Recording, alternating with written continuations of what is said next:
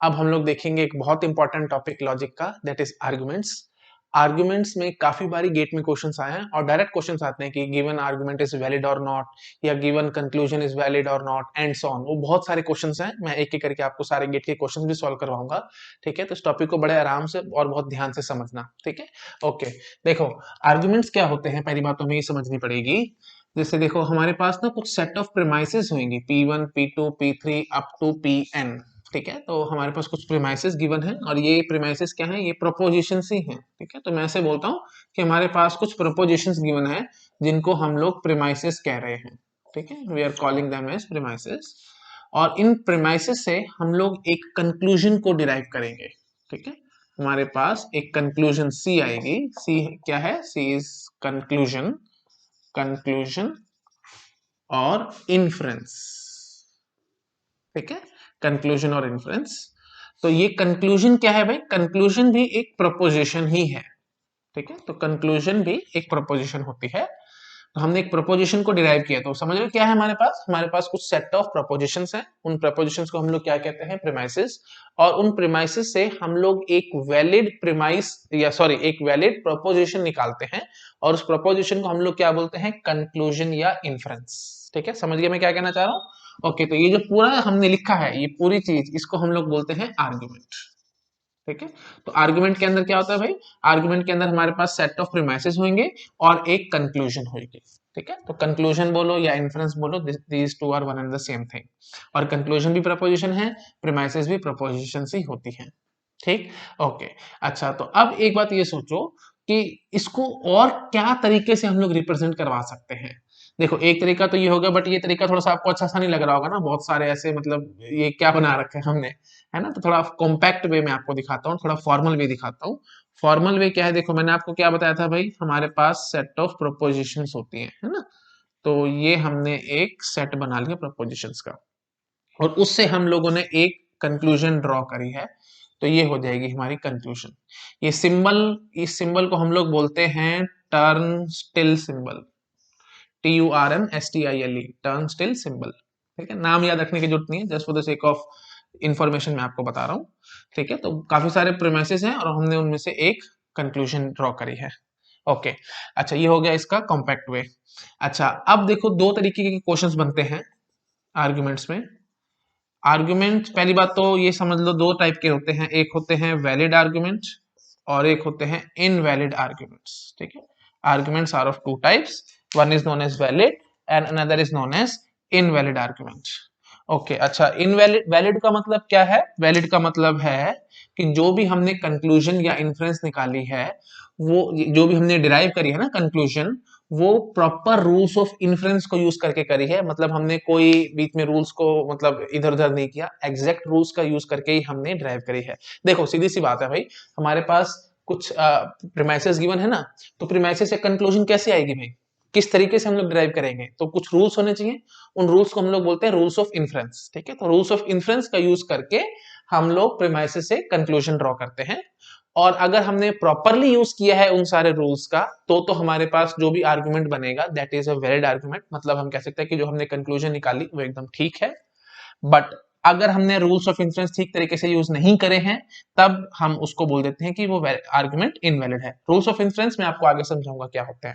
ठीक है, अभी थोड़ी देर में हम लोग उनको देखेंगे आराम से। तो आई थिंक आप समझ गए कि वैलिड का मतलब क्या है, कि proper rules of inference use करके हमने कंक्लूजन ड्रॉ करी है, और कुछ गलत तरीके से रूल्स को यूज कर लिया तो वो इनवैलिड आएगी। अच्छा, ये तो हो गया रफ वे। अब फॉर्मल वे समझो, फॉर्मल वे क्या है, मैं ऐसे बताता हूं आपको। देखो, जैसे P1 and P2 and P3 up to Pn, इन सारे प्रपोजिशंस का आप एंड कर दो। जो भी प्रीमाइसेस है ना, इन सारे प्रीमाइसेस का आप एंड करो, और उससे आपको इंप्लाई करना चाहिए कंक्लूजन। मतलब in the sense, if all the premises are true, then conclusion must be true.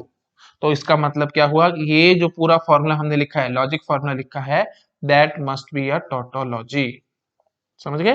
तो अगर ये टोटोलॉजी आ रही है तब तो आर्ग्यूमेंट हमारा वैलिड है, और अगर ये पूरी चीज टोटोलॉजी नहीं आ रही है, if it is not a tautology, तब वो आर्ग्यूमेंट क्या है, इनवैलिड है। तो समझ गए कैसे चेक करना है हमने आर्ग्यूमेंट वैलिड है या नहीं है। जो भी आपके पास प्रीमाइसेस गिवन होंगी, उन सारी प्रीमाइसेस का आप एंड कर लो, मतलब आप मान लो कि वो सारी प्रीमाइसेस ट्रू हैं, और अगर हम एज्यूम करते हैं कि वो सारी ट्रू हैं तो हमारी कंक्लूजन ट्रू होनी चाहिए, ठीक है।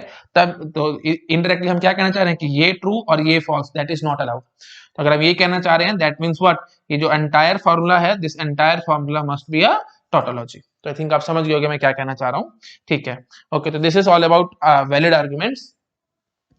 अच्छा, अब मैं एक दो एग्जांपल देता हूं तो आपको समझ में आएगा कि मैं यहाँ एग्जैक्टली कहने की कोशिश क्या कर रहा हूँ, ठीक है। तो एक दो एग्जांपल देखो फटाफट से। देखो, जैसे सपोज करो हम कहते हैं कि if it rains, if it rains children will not play, children will not play, ये है हमारी प्रीमाइस नंबर 1, ठीक है। फिर नेक्स्ट प्रीमाइस है इट रेन्स, इट रेन्स, ये है हमारी प्रीमाइस नंबर 2।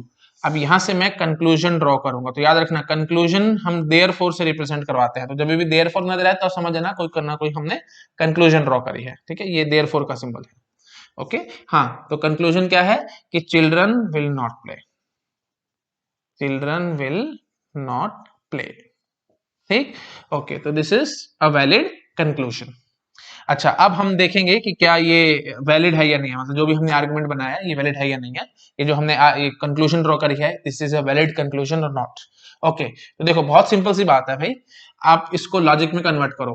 इट रेन्स को मान लो P, children will not play को मान लो Q।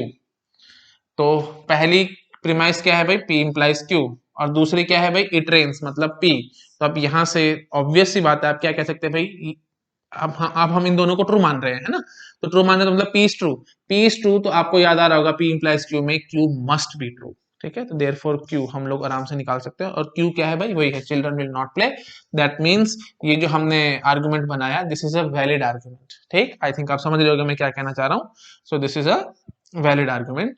अच्छा, अब यहाँ पे आपको इस तरीके से भी मैं आपको प्रूव कराता हूँ, जैसे मैंने आपको कहा था ना कि टोटोलॉजी आनी चाहिए, तो टोटोलॉजी के हिसाब से भी देखो, देखो हम क्या कहेंगे, P implies Q and P implies Q, sorry ये समझ गए।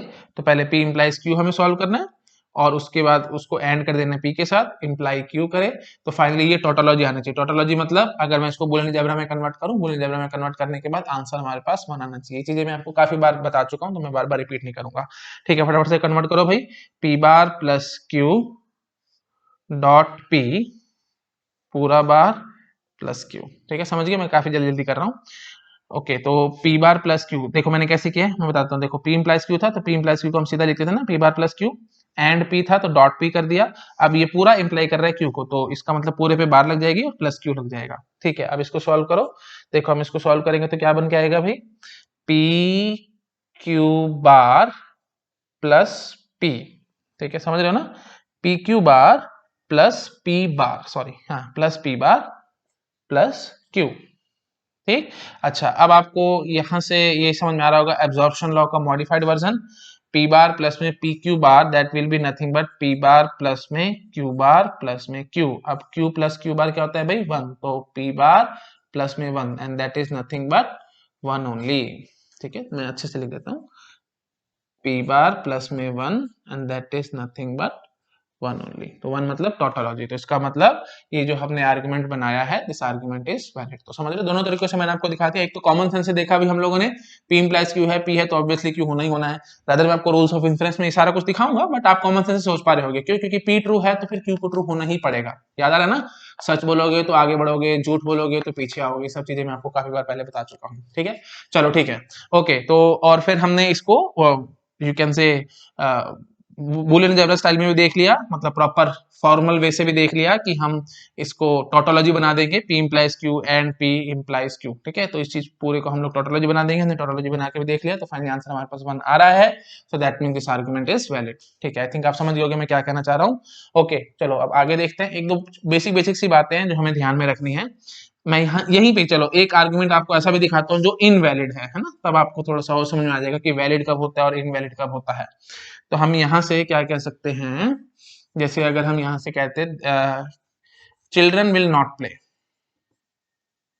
चिल्ड्रन आर नॉट प्लेइंग, थोड़ा अच्छा लगेगा ना, children are not playing, therefore it rains. अच्छा, यहाँ पे इंग्लिश के पीछे मत भागना, टेंसेस के पीछे मत भागना। लॉजिक में कोई टेंस का मतलब नहीं होता। विल पे मतलब आगे प्ले करेंगे, और मैं क्या कह रहा हूँ कि प्ले नहीं कर रहे हैं, वो सब फालतू बात है।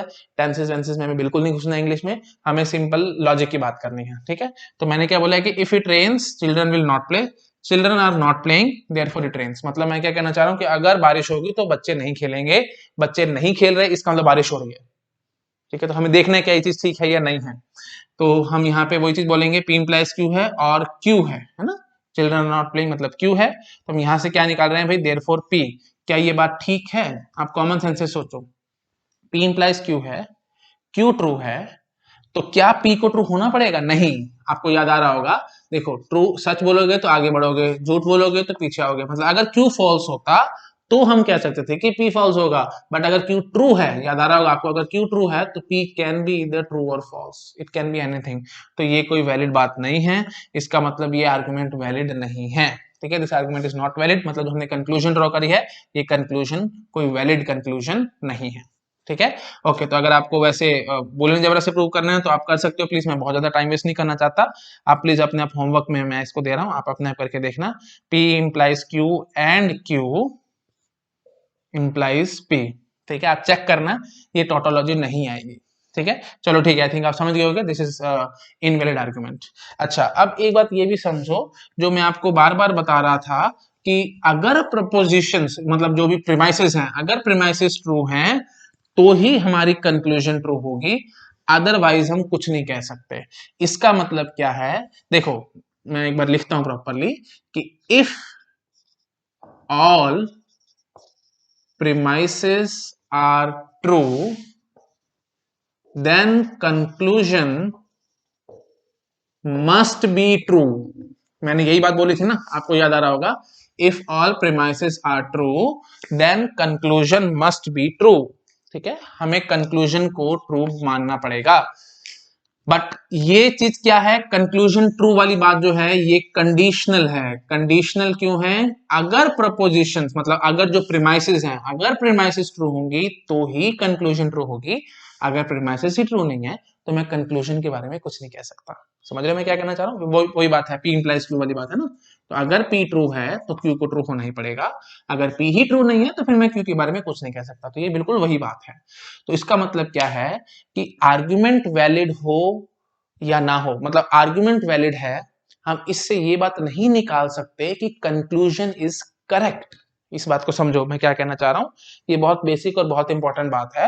देखो मैं ये कहना चाह रहा हूं कि अगर हमारे पास आर्ग्यूमेंट जो गिवन है वो ट्रू है, हम मानते हैं कि argument is valid argument. Argument valid होना का मतलब ये नहीं है कि जो कंक्लूजन आपने निकाली है वो भी ट्रू होगी। समझ रहे हो? मतलब इन द सेंस वो भी करेक्ट होगी। क्यों? क्योंकि देखो आर्गुमेंट वैलिड तो तब भी आ सकता है जब हमारे प्रीमाइसेस ही गलत हो, ठीक है। अगर हमने प्रीमाइसेस ही गलत ले लिए तो फिर ठीक है भाई, कंक्लूजन तो ट्रू आए या फॉल्स हमें को फर्क नहीं पड़ता, तो फिर पक्की बात है हमारे पास आंसर ट्रू आ ही जाएगा। समझ रहे हो ना? मतलब मैं ये कहना चाह रहा हूं कि अगर पी ही हमारे पास फॉल्स है, प्रीमाइसेस ही हमारी फॉल्स है, तो पक्की बात है कंक्लूजन ट्रू हो या फॉल्स हमें कोई फर्क नहीं पड़ता, फाइनली हम इस पूरी चीज को ट्रू बोल सकते हैं। ये बात बहुत माइन्यूट और बहुत इंपॉर्टेंट है, आप प्लीज इस बात को समझने की कोशिश करो। तो मैं यहाँ क्या कह रहा हूँ कि if all premises are true then conclusion must be true, ये बात बिल्कुल ठीक है। तो अगर प्रीमाइसेस ट्रू होंगे तो कंक्लूजन को ट्रू होना पड़ेगा, लेकिन अगर प्रीमाइस ही ट्रू नहीं है तो फिर कंक्लूजन ट्रू हो या फॉल्स में कोई फर्क नहीं पड़ता। इसका मतलब क्या है कि यहीं से देख लो, अगर प्रीमाइस हमारा फॉल्स है, मतलब अगर हमारे प्रीमाइसेस में कुछ ना कुछ गड़बड़ है, तो पक्की बात है हमारे पास जो कंक्लूजन निकली वो ट्रू हो या फॉल्स में कोई फर्क नहीं पड़ता, हम ओवरऑल आर्गुमेंट को वैलिड बोल देंगे। इसका मतलब क्या हुआ कि अगर आर्गुमेंट वैलिड है, इसका ये मतलब बिल्कुल भी नहीं है कि जो कंक्लूजन आपने निकाली वो एकदम ठीक है। मैं जितना मर्जी बोलूं समझ नहीं आएगा, मैं आपको एग्जांपल के थ्रू बताता हूं तो आप लोग समझेंगे। देखो जैसे मैं मानता हूं 2 + 2 = 4 implies 3 + 2 = 100। बकवास आर्ग्यूमेंट है ये, मतलब प्रपोजिशन है, वैसे तो बिल्कुल नॉनसेंस है ये बात, बट मैं मान रहा हूं कि ये हमारी प्रीमाइस नंबर 1 है जो कि ट्रू है। मैं एज्यूम कर रहा हूं कि दिस इज ट्रू। 2 + 2 = 4 मतलब मान लो इसको P, 3 + 2 = 100 that is equal to Q। तो P इंप्लाइज Q हमने ट्रू मान लिया। अब मैं बोलता हूं कि P is true. P is true मतलब 2 + 2 = 4, ये हमने एज्यूम कर लिया, तो दैट इज प्रीमाइस नंबर 2, ठीक है। तो यहां से अब मैं कंक्लूजन क्या निकालूंगा भाई, 3+2 = 100। आपको याद आ रहा होगा ना, मैंने अभी आपको बताया था P implies Q है और P है, तो देयरफॉर Q हम बड़े आराम से निकाल सकते हैं। हाँ जी, तो ये क्या है भाई, ये कंक्लूजन ठीक है क्या? ये कंक्लूजन तो बिल्कुल बकवास है, ये बिल्कुल फॉल्स कंक्लूजन है, बट स्टिल ये आर्गुमेंट जो हमने पूरा बनाया, this is a valid argument, ये वैलिड आर्गुमेंट है। ठीक है, क्यों वैलिड है? क्योंकि हमें पता है कि ये जब प्रीमाइसी ठीक ठाक नहीं है, ये प्रीमाइसी बिल्कुल गलत है, तो फिर ऑब्वियसली कंक्लूजन भी हमारी गलत ही निकलेगी। तो याद रखना, ये गार्बेज इन गार्बेज आउट होता है भाई, जो आर्गुमेंट्स होते हैं these are garbage in garbage out. Garbage डालोगे तो गार्बेज ही आपके पास बाहर आएगा, मतलब आपने फालतू की बात करी है, प्रीमाइसी फालतू है, तो फिर पक्की बात है कंक्लूजन भी फालतू ही निकलेगी। समझ रहे मैं क्या कहना चाह रहा हूँ? तो इंपॉर्टेंट पॉइंट है, आपको इसको अच्छे से माइंड में फिट करके रखना है।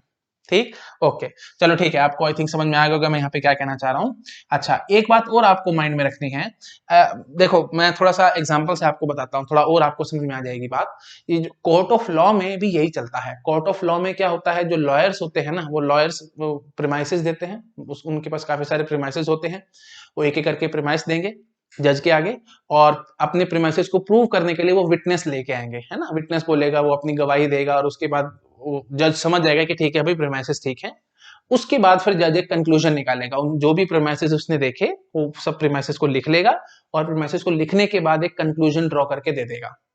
अब वही बात है, वो वही बात, मतलब अगर लॉयर ने झूठ बोला या लॉयर ने कुछ ना कुछ गड़बड़ करी, तो प्रीमाइसेस ही अगर उसने गलत दिए थे, तो जज ने उनको ट्रू मान लिया, तो फिर पक्की बात है जो वो कंक्लूजन जज निकाल के देगा, जो अपना रिजल्ट देगा, वो गलत हो सकता है ना।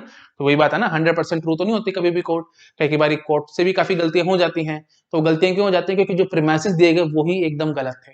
तो पक्की बात है, अगर प्रीमाइसेस गलत दिए गए थे, तो जो कोर्ट ऑफ लॉ रिजल्ट देगा आपको, वो भी गलत ही देगा।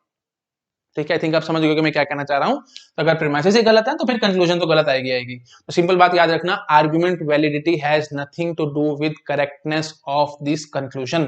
समझ रहे हो? वैलिडिटी ऑफ आर्गुमेंट, ये लिख लेना पॉइंट, बहुत इंपॉर्टेंट पॉइंट है, मैं बोल देता हूं फिर आप लिख लेना। Validity of argument has nothing to do with correctness of conclusion. ठीक है, कंक्लूजन करेक्ट हो या फॉल्स हो, इट हार्डली मैटर्स। ठीक है, तो बस आर्गुमेंट वैलिड है तो हम यहां से कंक्लूजन के बारे में कुछ नहीं कह सकते। ठीक है, बस ये बात तय है, आर्गुमेंट वैलिड होने का मतलब ये बात कंफर्म है कि अगर प्रीमाइसेस ट्रू हुए तो कंक्लूजन ट्रू होगी।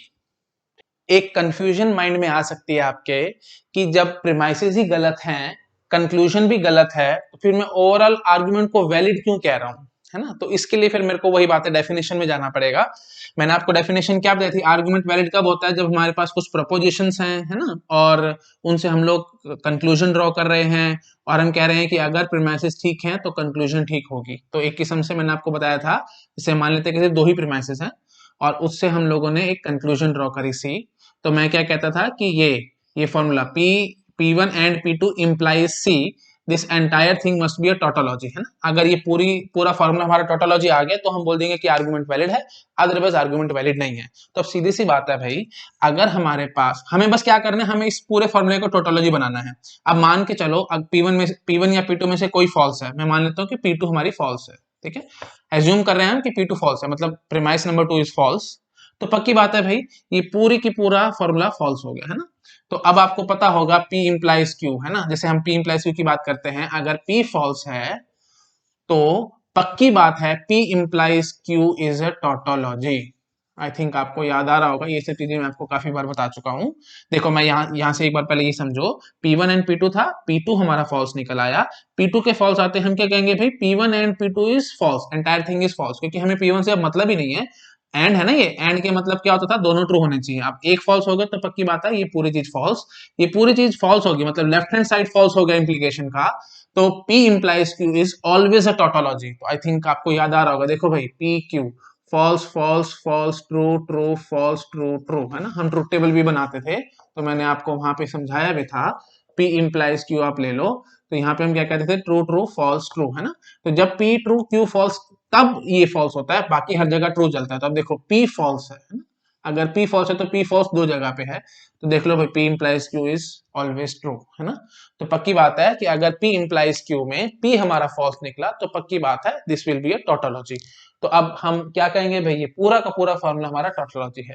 तो अगर पूरा फॉर्मूला टोटोलॉजी है, तो मैंने आपको यही कहा था कि आर्गुमेंट वैलिड कब होता है, जब ये पूरा फॉर्मूला टोटोलॉजी हो, टोटोलॉजी आ रहा है, दैट मींस हमारा आर्गुमेंट इज वैलिड। ठीक है, आई थिंक आप समझ गए मैं क्या कहना चाह रहा हूँ। आर्गुमेंट तो हमारा वैलिड आ गया, बट अब वही बात है यहाँ पे हम वो कि कंक्लूजन के बारे में नहीं कह पाएंगे कि इट इज करेक्ट और not. It entirely depends on ये प्रीमाइसेस। अगर प्रीमाइसेस ट्रू होंगे तो कंक्लूजन ट्रू होगी। That's it. ठीक, चलो ठीक है, मैं और ज्यादा नहीं खींचता, that is more than sufficient. तो अब यहाँ पे हमारा आर्गुमेंट की बेसिक इंट्रोडक्शन कंप्लीट हो चुकी है। अब नेक्स्ट वीडियो में मैं आपको रूल्स ऑफ इन्फ्रेंस दिखाऊंगा। ठीक, ओके।